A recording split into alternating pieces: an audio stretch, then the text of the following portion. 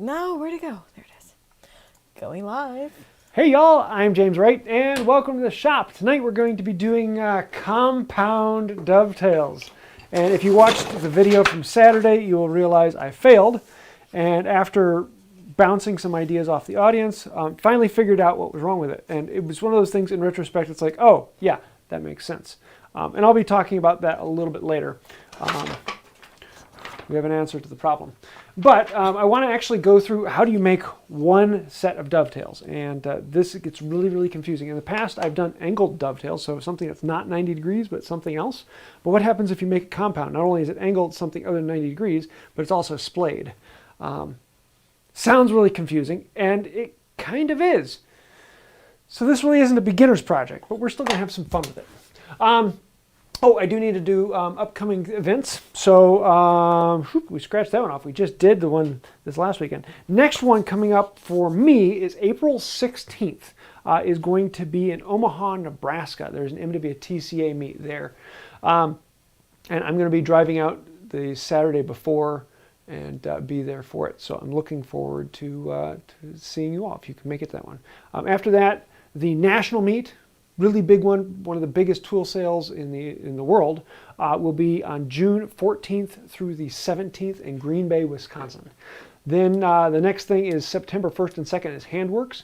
If you can make one event for the whole year, Handworks is the one. It's in Amana, Iowa, right in the middle of Iowa, and it's well worth making the trip. It is the mecca of all hand tools. All of the big names will be there. It's just massive. If there's a tool maker, they will be there. You will have tools that you can play with. There will be antique sellers. There will be demonstrations, and it's an entire town devoted to hand tools for 2 days. It used to happen once every 2 years, and it was the big get-together for hand tool people, but it hasn't happened in 6 years, so most of us are really excited about this. So if you can make it, that's the one to make it out to. And then the second national is in Des Moines, Iowa. I know, lots is happening around Iowa, and that will be at the end of September. So, out of the way, if you are new to the lives, we do a little update at the beginning, letting people know of events coming up or anything along that line. And if you are new to this and you are watching live, put questions in the chat and my wife will collate those. We won't have a whole lot of time for questions tonight, but anytime we do ask a question, they will be listed down in the description below. So if you're watching this recorded, you'll see all the questions with timestamps so you can jump around to that. Whew, all that out of the way. What do you say we get into this? So, compound dovetails. Wow, what did I do here? I was gluing up a board earlier and it got stuck. So compound dovetails are really kind of weird. And so this is the one from the Saturday's video. Why did I lose signal all of a sudden? Oh my. I yanked the cord out. That's why. Helps if I have it actually plugged in. There we go. Here, fix this camera too. Just cutting myself off a little bit. I was kind of wondering about that. Hey, look at that. We actually have a feed now. I can go to this one. So, compound dovetails are not only not at 90 degrees, but then they're also leaning in or out. And they really look weird. Where's the other one? So, I mean, if you look at the tails on this, they are fundamentally odd because they're not in any way, shape, or form.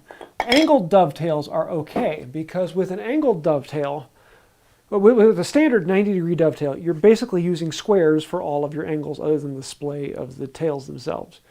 If you angle it, you're using a square for half of them, and the other half, you're going to be using a bevel gauge. And so you would immediately think then, with this, you're just going to use 2 bevel gauges. And basically you're right. But the problem is, lining everything up gets mind-boggling. So, tonight, we're going to put these 2 boards together and put them in. Just to let everyone know the quick idea, the problem that I had with the one on Saturday's video is I had it set up to make a 5-sided box, which means all the corners are mitered. And what I was dovetailing together, the corners weren't mitered, they butt into each other, but one would actually pass through the other one to make a dovetail. And so it would be kind of like taking a 90-degree box. If I had 2 corners coming together, if I mitered them, I would cut them at 45. But if I were making dovetails, I would cut them at 90 degrees. And so it's the same thing here, but with mitering them, I cut them at, where is it? I cut them at 126 or 36 degrees. But I want to actually dovetail them, so I should cut them at 108. In other words, this would be the miter angle for a 10-sided box. And that was the big problem. There was a little other thing with the splay, but that was the big issue I ran into. So, when cutting the angle, it's complicated. It's really, really complicated. And half of the problem is figuring that out. And that's the half of the problem I'm not going to cover tonight, because I could do an entire video on doing that. Basically, the best advice I can give you is get a compound miter saw that not only turns, but also leans. And all the hand miter saws, miter boxes, they don't lean. Well, actually, there are a couple ones, but they don't. Do that dance move again. They lean. Jolene, Jolene, Jolene, Jolene. That's okay, you're being called Teal'c right now, so. Teal'c? Why Teal'c? I don't have anything on my forehead, do I? No, because Alex said that it looked like aliens built your pyramid, and I said, yeah, the true Asgardians. Okay, so first thing we normally do, actually, let me grab a dovetail here and kind of explain things in line with an actual dovetail. So with a real dovetail, the first thing we need to do is we need to mark our depth of cut. I'm going to take this one apart. Ta-da! And so on this case, we would need to mark the line here for how deep do we want to go. The problem is, when I cut on this one, I can't come in with a marking gauge. If I were to come in with a marking gauge on here, what would I reference off? I can't reference off of the end here, and if I reference off of the point out here, I would have a problem. So how do I mark in a specific distance? There really is no way to mark in unless you had a marking gauge designed with that bevel angle in place. Now, I mean, yes, theoretically you can on the point angle and come in because you're measuring off that point. I need a specific distance in. But on this side, that would be difficult to do. And so what I like to do is actually put this on here, and I like to use the reality of the board. Here, I'm going to put this in here, and normally I would get a hold fast and lock this in place, but I'm going to attempt to just do it this way. I'll help you. Not right now. And so I'm just going to use with thickness of 1 to mark the other one. And the outsides of these are relatively easy. Do that same thing again.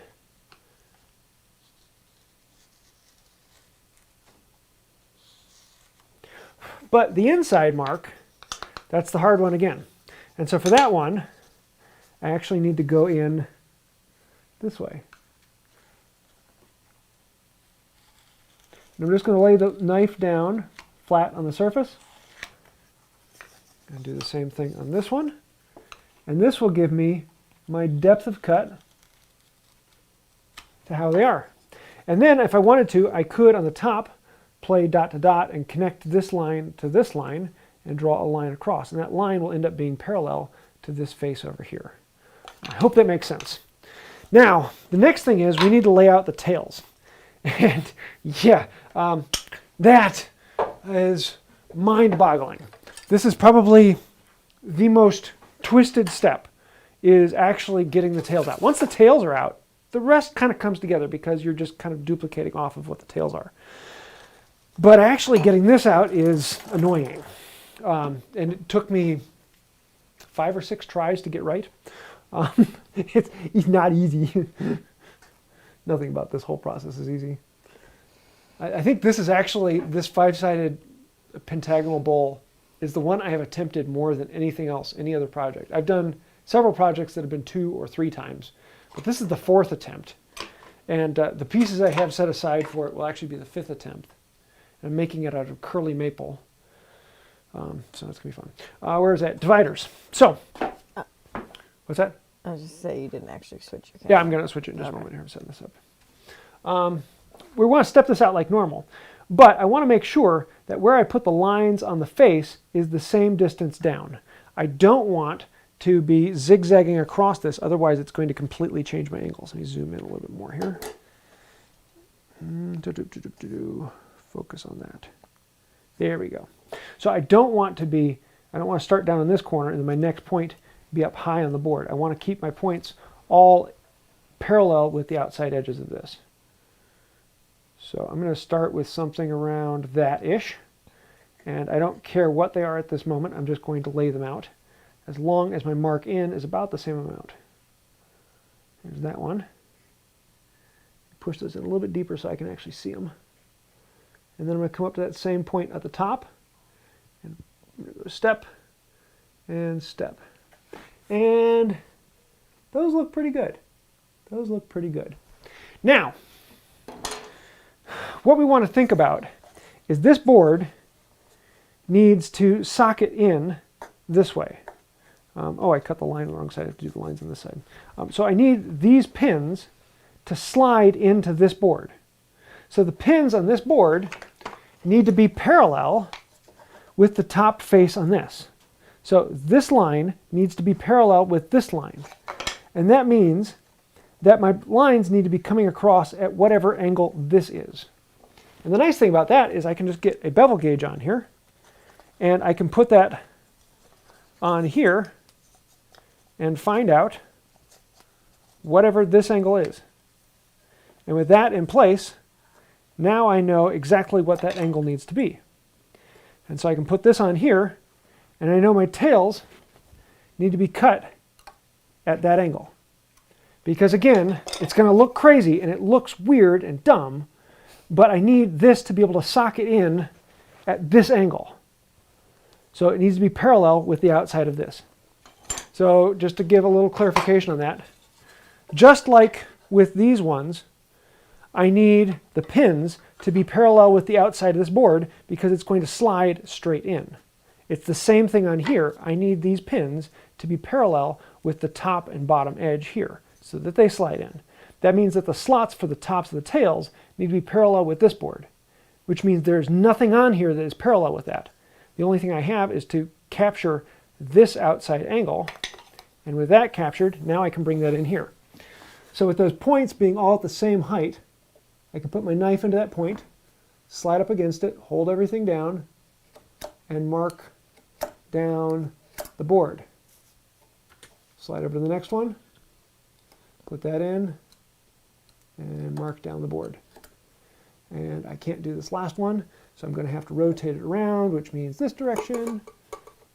I'm going to put it into that mark, slide the square up.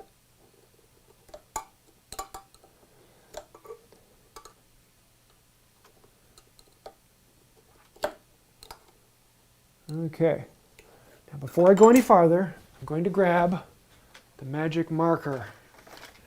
And I'm going to put a mark on this one, and a mark on this one, and a mark on this one. I want to get rid of those. Okay, that's the easy part. Now, we need to cut tails in this.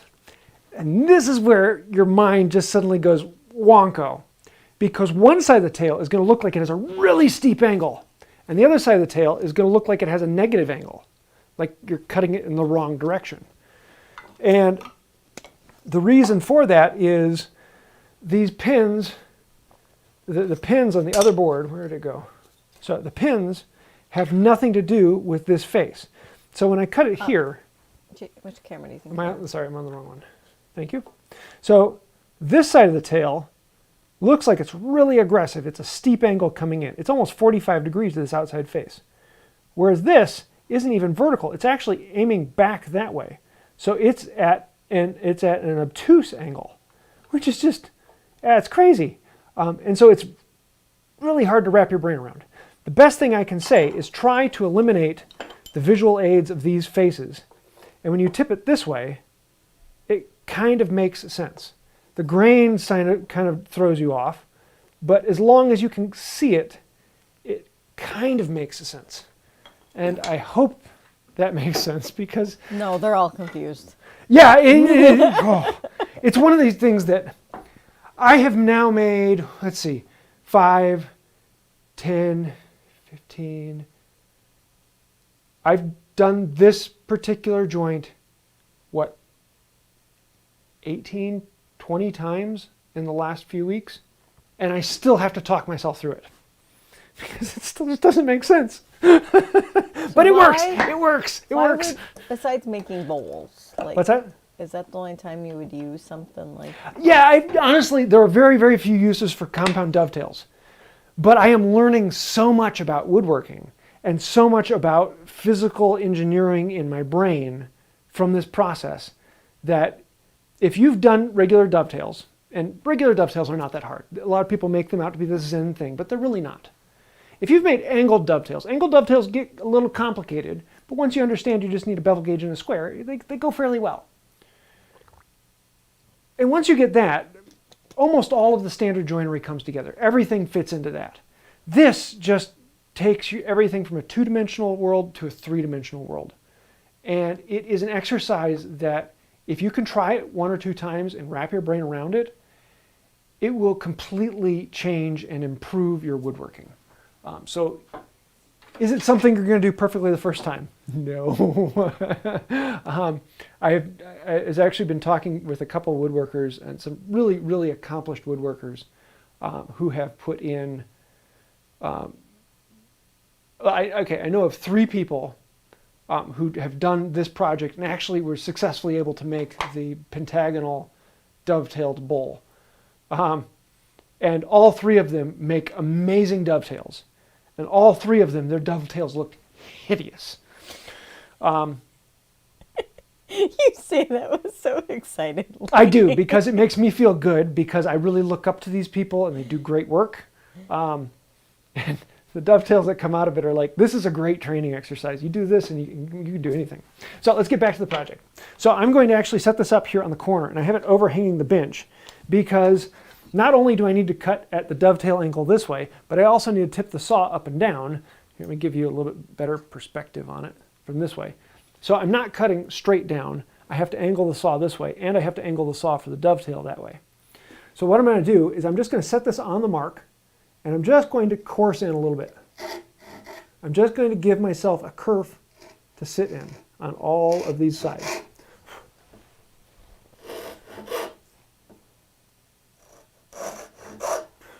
And now I want to tip it in. So on the outsides of these, I need to come vertical, so my saw is matching the outside face of the board. And now I want to tip the saw to about my normal dovetail.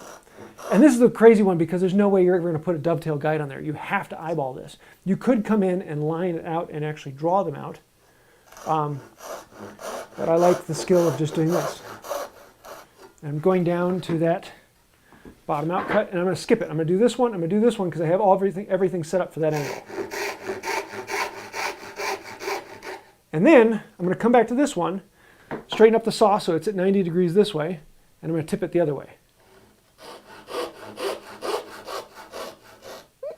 And I'm going to show you a close-up of this and why this looks so bonkers right now. So I mean, that line looks like it's just cut wrong in comparison to that one, because this one's going with the grain and is almost 90 degrees to the grain. And this one goes way over there. And so I'm going to do the same thing on this one without bumping the camera. And that just, it looks wrong. But I can guarantee you that's right. And the only reason I can guarantee you that's right is I've done it several times. And I have to remind myself, it's right. What's the question, babe? Sorry. Well, it's more for my brain because I'm like, I feel like it should go the other way, but that's... Yeah, you want the tails, there are 2 in the middle, so that the 2 lines tip in towards each other. Which doesn't look like that because the outside lines on one side both look like they're actually tipping out the other way. But yeah, in relation to this plane, they are tipping in. It just doesn't look like it. Okay. Next thing I do is play that connect the dots game I was talking about earlier. And so I'm going to grab a small square, not because it's square, but because it has a straight edge I can work with. And let me get this camera back up in place.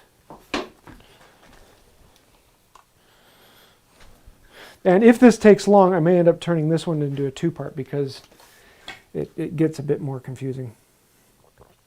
So I'm going to put my knife in here. Switch the And camera. I'm going to turn the camera. Put my knife in here. And I'll put the square on. I'm going to connect the dots with those 2 lines that I drew earlier. What boggles my brain is knowing your dyslexic brain can picture things in 3D and you find it hard. Just There we go. that's That means it's It's complicated. its own ball of wax. I don't know, where did that term come from, ball of wax? Right, I'm going to clamp this on the edge here. And now I'm going to carefully follow that line. In this case, I'm just cutting to the line. And I have to be very careful because I can only clamp it a little bit because I need to have the space for the saw to come down without breaking the piece.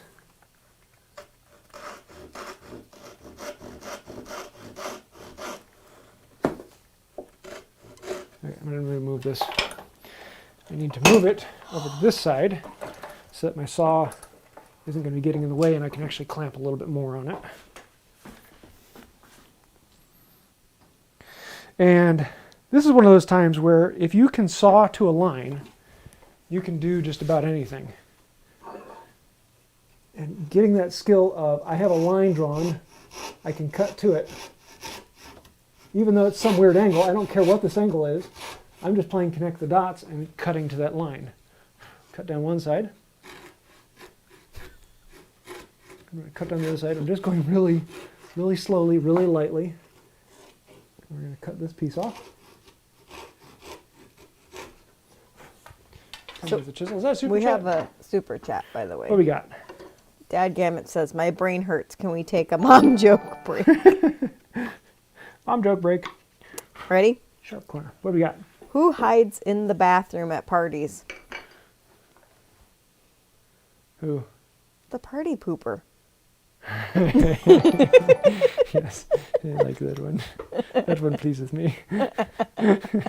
Every party needs. Ah, yes. Okay, so now we're going to do the same thing on this side. I'm going to try and get out of the camera's way. I'll put this line in that. Flip it over. Just need a straight edge. Right there.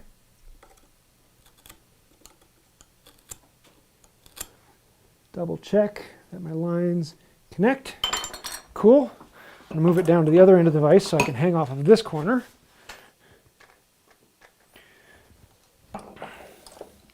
And then do it all over again on this one. Saw to the line.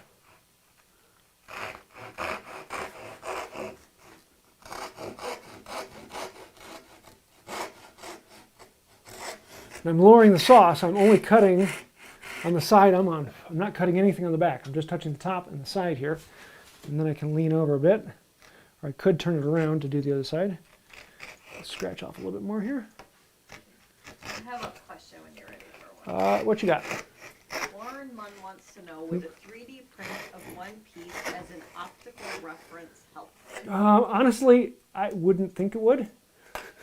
The reason being is I have several of them on the bench that are already cut. And they don't help. I can hold it up to it and be like, that still doesn't make any sense. Yeah, I mean, it might help.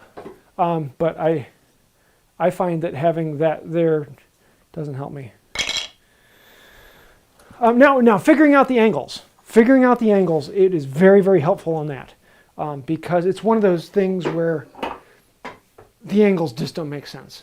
If you draw it out in CAD and know that you need this much lean on your fence and this much, then you can just set your saw up and cut to it and, oh, it actually works, rather than playing the back and forth try and figure it out thing.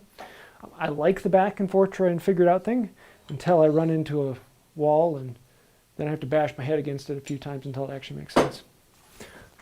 Just to do some cleanup on this one. But yeah, having this here on the bench doesn't help me. I thought it would. Once I had the first one, I was like, oh yeah, I'll just follow that. And it still didn't work.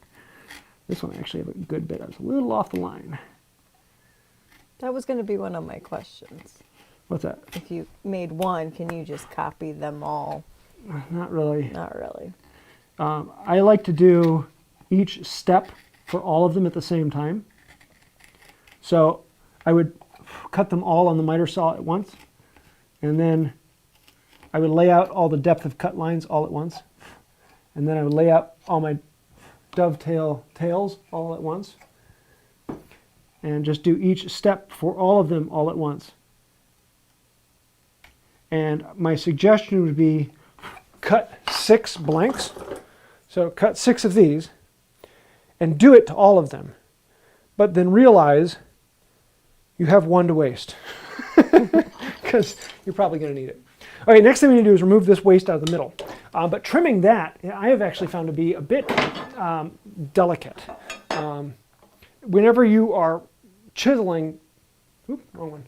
Whenever you're chiseling back against the grain, so if the grain is running up this way and my chisel needs to come down at an angle this way, it wants to get into that grain and dive in. And so it becomes very, very tricky. So what I've found is to cut back to the line, and I'll put this all in here. And I'm going to put it with the pyramid reversed, so it's wider at the top. And this will allow me to work on the delicate side first. Where to put that mallet? There it is. There we go.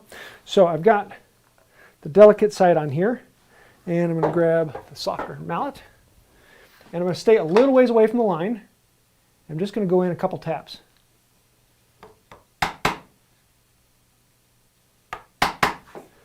And then I'm going to knock the camera, pare it back just a little ways. I don't need to go in very much. Now I'm going to go right into that line, and I'm just going vertical at this time. I'm not cutting at that angle. I'm just going vertically. I'm going to go right into this line over here. And that's all I'm going to do on this side. Just going to leave it like that and do the rest of it from the other side. Flip it over. And with this in play, oops, got some junk under there. Now I can do all the chisel work from this side.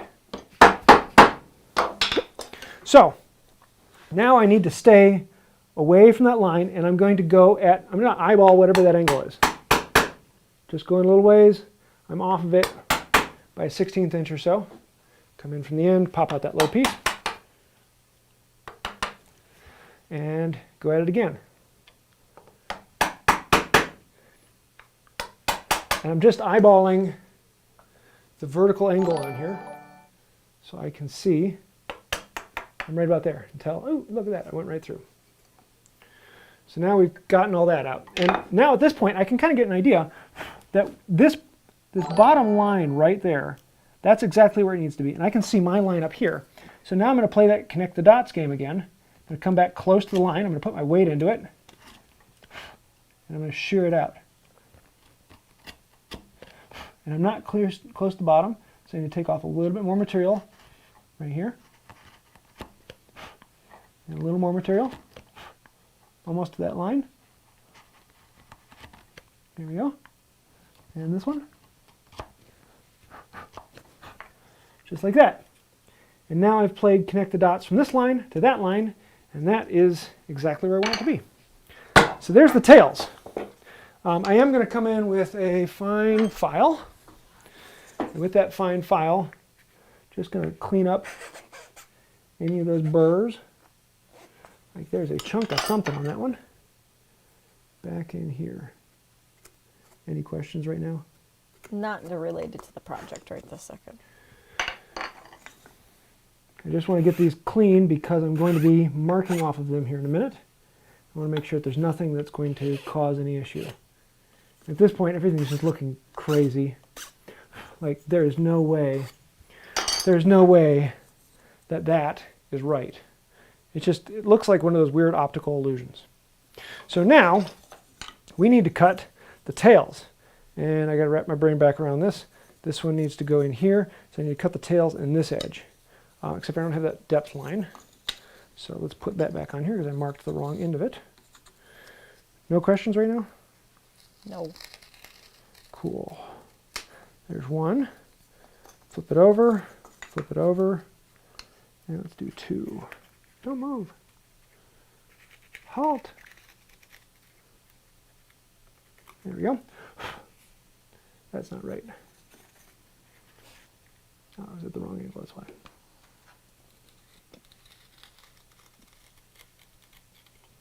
That's more like it. Just double check.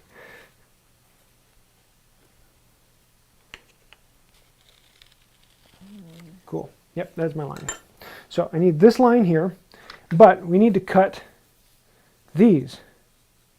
And I need these, excuse me, they need to go this way. So I need to cut into there. The question is, how do I line up these marks to put that on there? So what I've found, I like to actually use the vise. I'm going to take the pin board. I'm holding these together to try and keep this in mind. And I'm going to slide them into here. I'll bring this down, bring this in focus. There we go. And I'm going to keep this edge parallel with the top face of the vise. Close it up just a little bit. I'm going to slide it down. Oop, too far. I want to slide it down until this back edge is just underneath this top surface. And what that's going to give me is a stopping ledge. So I can put this in. I can drop my hammer on the floor. And now with this in place, it kind of holds itself and I can mark it out. The question is, where does it need to go in this respect here? The nice thing about this is that this top corner here and this top corner here need to touch. So just like that. So I'm going to set that in here, and then I'm going to transfer those marks. I have a question. What's that? So that really fancy woodworking book you got, that's like the old French thing Yes. that I swear. The with all precision possible. Yeah. Andrew Rubio. Does that talk about these No. things? No. No. There we go. So now I've gotten those lined out on here. Theoretically, that's exactly where they'd be. Now I need to draw the lines down. But in this case, normally, let me pull out where that angle would go. Here it is. So we're cutting the pins, and normally you would just use a square for the end here, and you would use a square to come in and mark off where the ends would be. And all we're doing with the square is I know that this outside face is 90 degrees to this outside face. So if I make the wall of this 90 degrees to this, that wall is now parallel to this. And we don't think about it in terms of that. But the thing that's important is not that this face is 90 degrees to this face. The thing that's important is that this face is parallel to this face. And so we're going to do the same thing on here.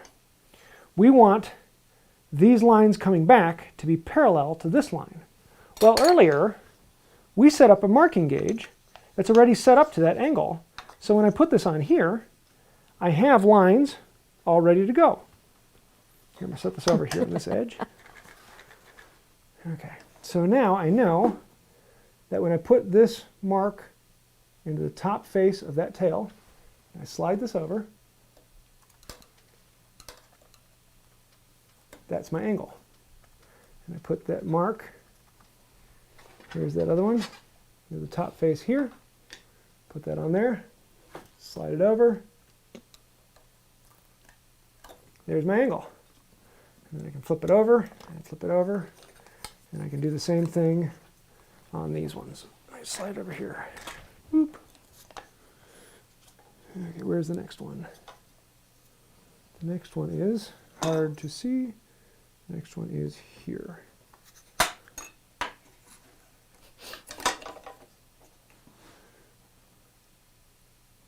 It's that one and that one. Okay, now I've got all those lines marked. Now we can put that in here and we can try to cut those down. I could come in and mark them on the back side too, but I don't want to look at that. I just want to look at this side. So what I'm going to do is, again, I'm going to up. What's that? Refocus it when you bumped Oh yeah, sorry. it. I'm going to grab my marker again because I almost went and did it wrong. That's what So you were on this making one, that noise I for. need to remove this and this because I almost went back to removing that. So I'm going to stay on the inside of this line. And I'm just going to put a small kerf on here, just a little bit to house it, making sure I'm on the right side of the line. Come back in from this side.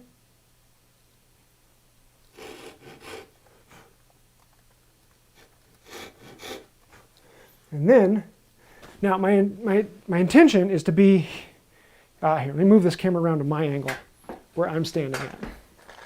Let's see if I'm in screen. I gotta flip the camera around. There we go.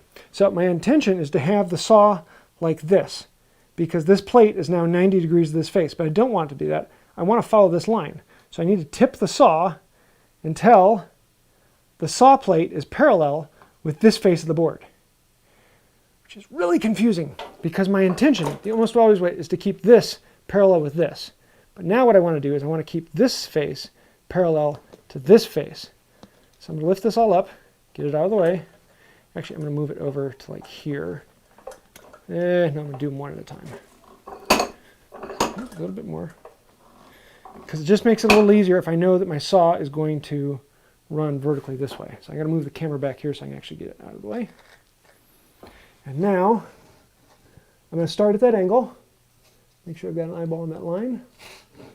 So you would absolutely not want to use the mirror image for this thing. No. So I'm just cutting parallel from this point here to this point here. I've only made a cut at that angle. And now I'm going to slowly lower the saw down. And I'm just going to watch the side of the kerf, and I know that I will be running right down along my kerf. And that should be right about there. Nope, a little farther. Right there. Okay. And then so for each one of these, I'll move it out a little bit more. Let's do it again from this angle.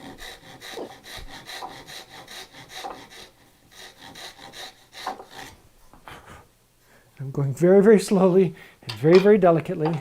And move over to the other end here.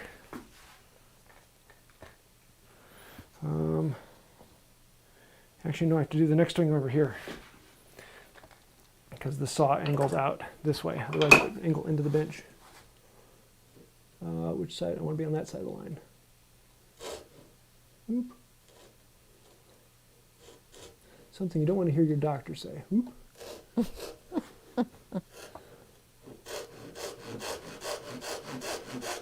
Okay, y'all. James posted this earlier, 5 hours ago. Did you break it yet? Did I break what? Your subscriber thing? No, sorry. No. I probably won't break it. Another day and a half, 2 days. I've been getting about 100 subscribers a day. Okay. It was 5 hours ago. He was at 99,784 for Wood by Right How To. I think I've gotten 40 since then. So Tell your friend Yeah, it'll be the second to channel like and that's subscribe. made 100,000. Okay, last one. 3. Sorry, I didn't mean to give you a minor panic attack. I gotta stay focused, babe. I'm sorry.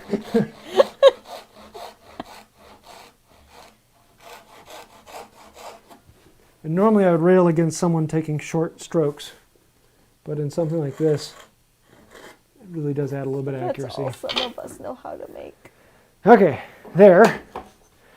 We've got those cut. Now we need to remove the waste in between. And it's going to be basically the exact same thing we just did before, except for on the pins.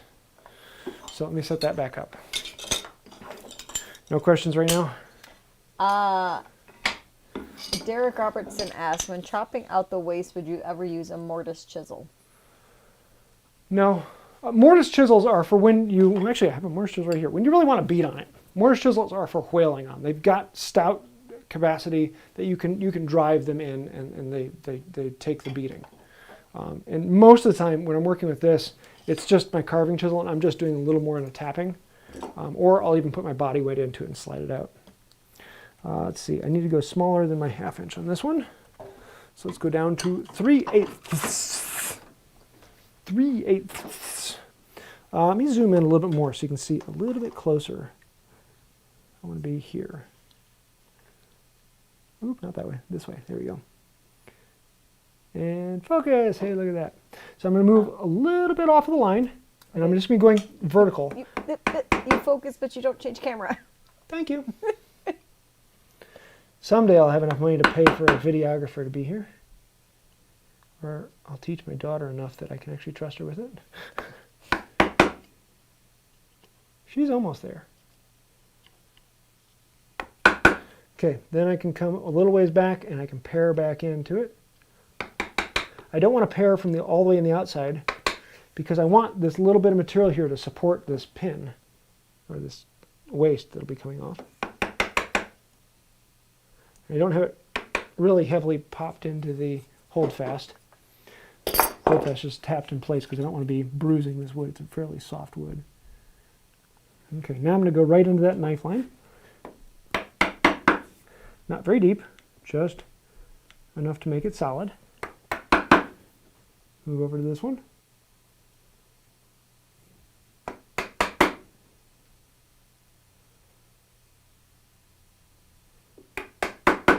Just like that. Flip it over. I didn't have it in there and solid at all.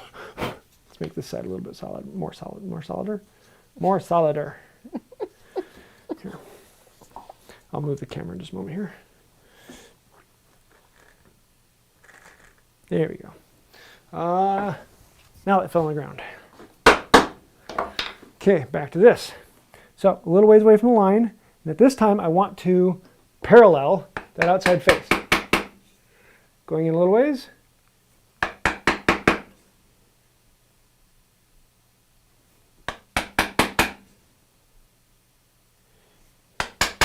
It's at this point I really want to start rushing because I'm getting close to the end. I can see it in place. Ooh, maybe this may be one where it actually just fits right off of the saw. It's not going to, but my brain starts thinking that way. And that's when problems start to creep in because you start going too quickly and then you might want to go past the line or go on the wrong side of it. Yeah, we're broken through. Broken through.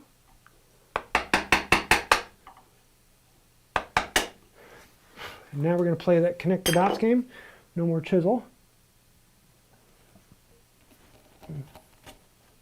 Or no more mallet, not no more chisel.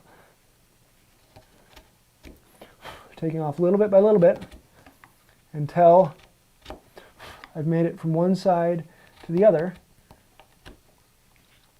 Because I marked the far corner that I'm chiseling towards. That one's right on the line.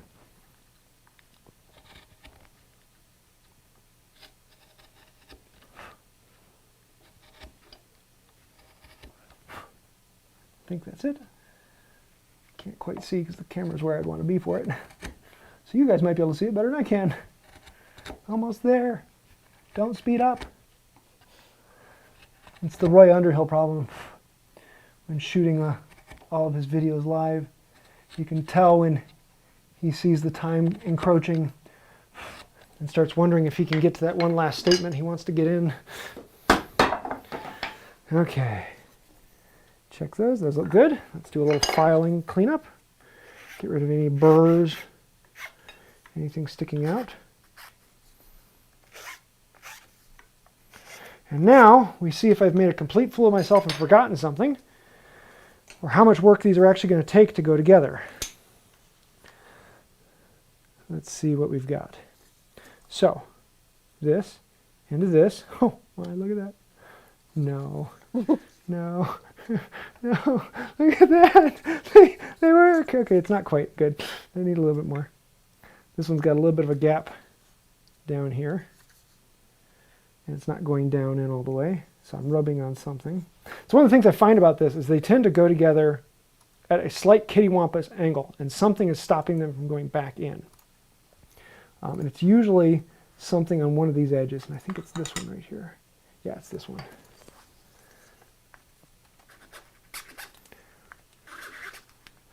And I actually find them to be a little bit easier when you're working with thicker material.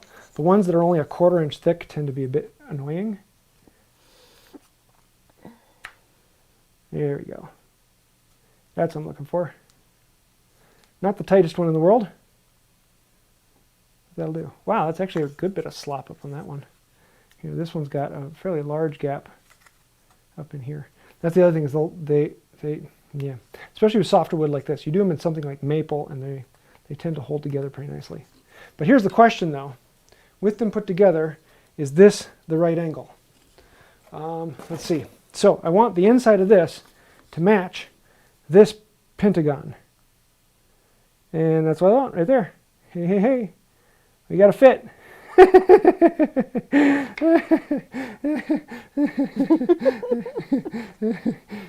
Yeah.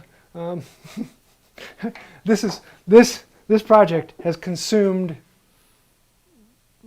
probably a week's worth of sleep that I've been dreaming about how to make these happen. But yeah, it's one of those things that it feels so good when they go together. And I actually haven't had one just slide together like that. This one, well, it's probably because this one's a little more loose. This is a softer material. Most of the time I'm doing them out of oak, which doesn't have a whole lot of give. This is Filipino mahogany, and that is a very, very soft material. But yeah, I'm happy. Only 3 more to go. Well, no, these, I'm not doing the actual box out of that. The next box is going out of, I thought I had the piece around here, apparently I don't. I have a really nice piece of torrefied curly maple. So, yes. Torrefied? Yes, torrefied. What they do is they heat treat it. They take the wood and they remove oxygen from the air, and they heat it up to above the temperature at which the wood would flash. And so it doesn't turn to charcoal, but the chemical, the wood itself changes and it darkens. Let me show you a piece I have over here. Oh yeah, here's the piece I'm going to use for it. And so it goes from, let me give it a comparison piece. This one. It changes to a darker temperature, a darker color.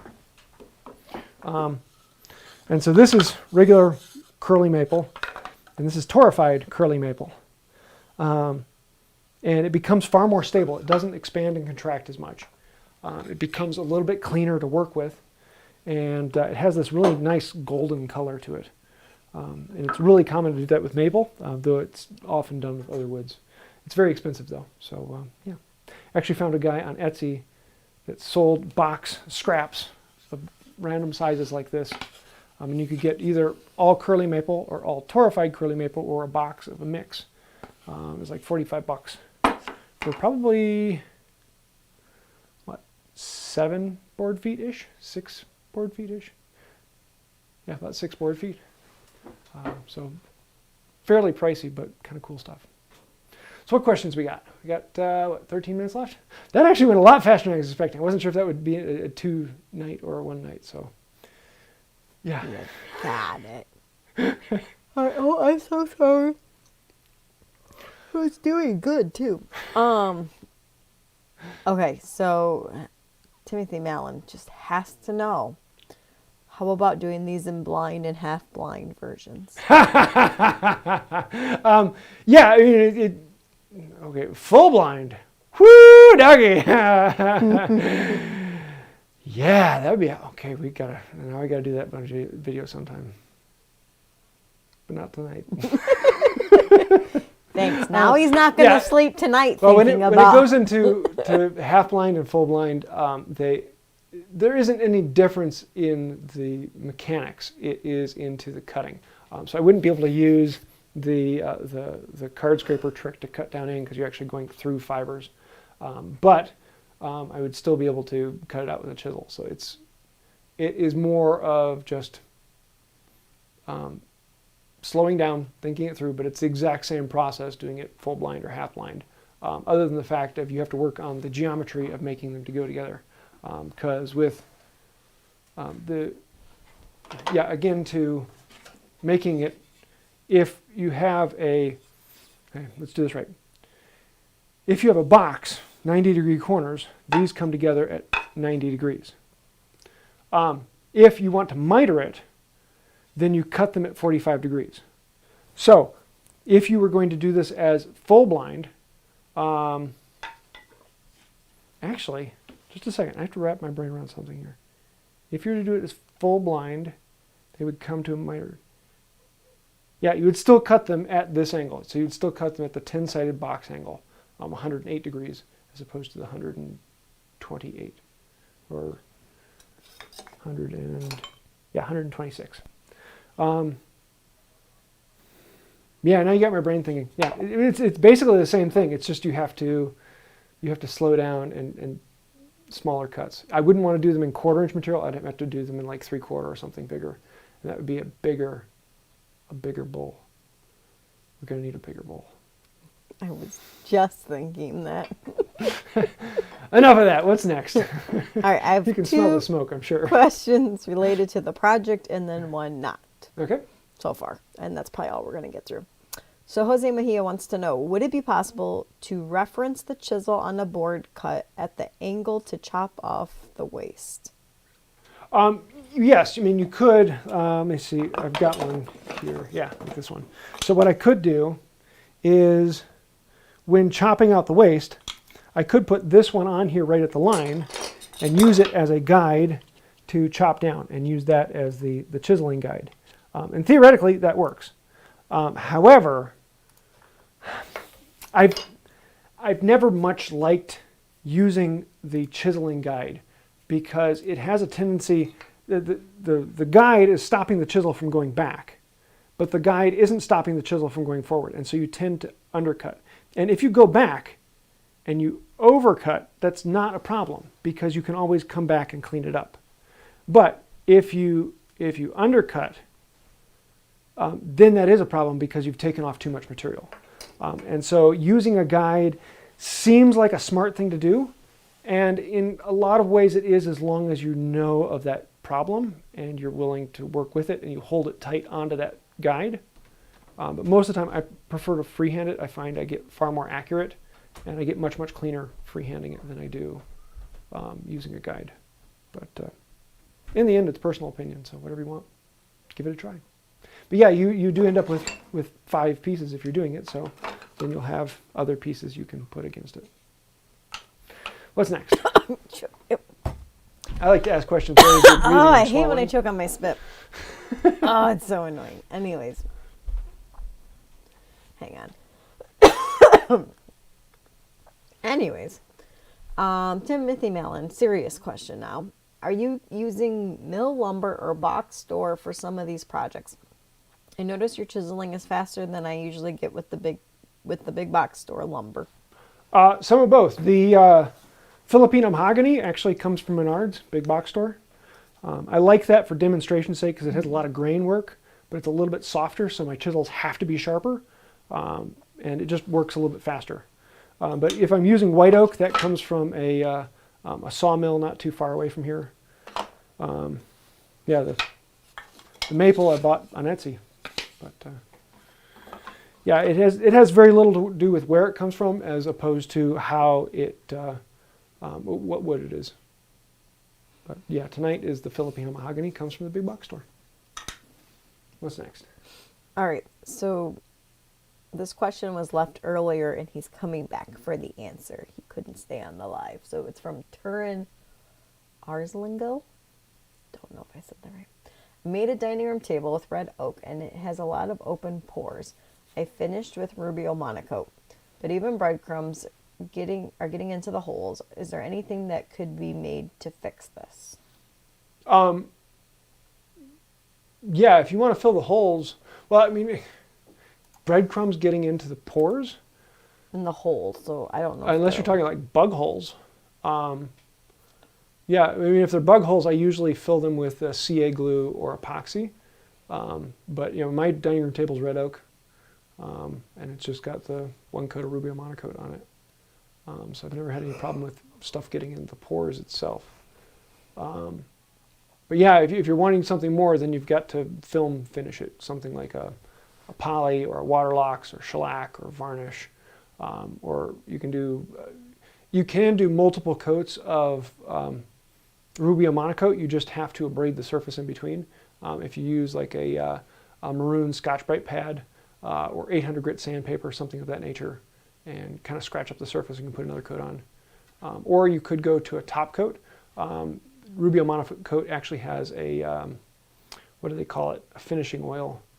And it's a sealing compound, makes the surface look a little more gloss. But anytime you start building up finish like that, you're getting more and more of a gloss finish and less of the wood texture. So it kind of depends on where you're going. But if you're getting breadcrumbs in there, it sounds more like bug holes than grain. Kind of interesting. What's next? I saw That's one it. other question on here from, Well, plain old woodworking asks, wouldn't you need to have an even amount of sides for full blind dovetails? yeah, no, because, well, if it's full blind, the way these are all done is you have tails on one end and pins on the other. And so you just end up making tails and pins, tails and pins. And so you can still just do tails on one end, pins on the other. Just like, where'd that piece go? Somewhere around here. Oh, it's underneath. There you go. Just like this one has tails on one side, pins on the other. All 5 of the pieces have the same thing, so they all lock together. Works out really well. You can do one piece that has tails and pins, and then the other ones be alternating. But if they're full blind, then it doesn't matter. They're all enclosed, so you can make them whatever you want to be. If they're half blind, it would look kind of weird, because looking at the board, one side would look like it's miter, and the other side would look like it's finger joints. So I don't think I would want to do half blind. It would look kind of weird, but full blind would be interesting. Cool. Any last questions? I think they'll do it. I don't know what we have for next week, but hopefully it'll be a little less, something a little less confusing. No visitors? No. We have visitors in a couple weeks. No. Yeah, we're testing out classes. So I will have 3 local people coming to take a class in the shop, and we're going to be broadcasting and doing a virtual class as well. So we're playing with it and testing it, and so I'll hopefully be having other classes like that coming along soon. So stay tuned. Okay, so I know you kind of said it, but Dennis Miko, I think, wasn't paying attention. Just teasing you, Dennis. What is the practical application for these dovetails? What would you make? A bowl. Honestly, there aren't a whole lot of applications for it. I have seen similar things done for decorative feet, but anytime you're doing something like this, it is of a decorative nature. I really can't think of any structural integrity thing for it. It's something that you do because it is interesting. Anytime you want angled connections, most of the time you would miter them because you want that nice clean corner. You would, if you want to show them or make them artistic, then you put the tails on them. But yeah, they're very rare and very few. And the only reason I'm doing this is I want to challenge myself and do something that's pushing myself out of my normal boundaries. And it is a fun thing to experiment with. So yeah. Cool. I think I'll do it. So until next time, have a wonderful day. Bye. Bye. Someone giggles.